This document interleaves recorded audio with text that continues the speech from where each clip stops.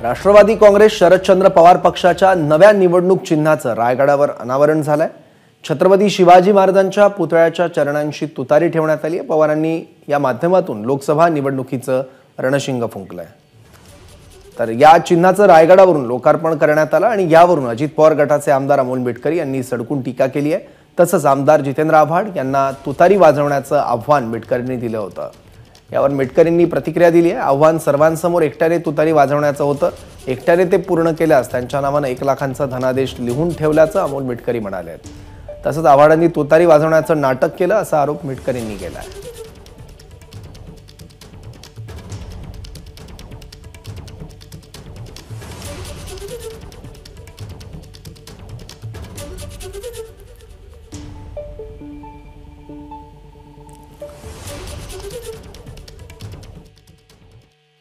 एक तुतारी द्या मज आणूनी फुंकीन जी मी स्वप्राणाने।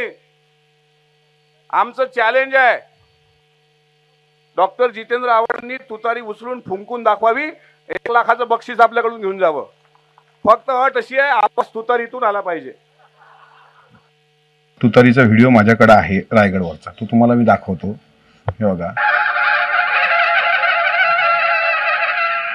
याच्यामध्ये आव्हाड साहेबांचं पोट पुढे आलेलं दिसतंय आणि मागचे बावळे तुतारी वाजवताना दिसतात।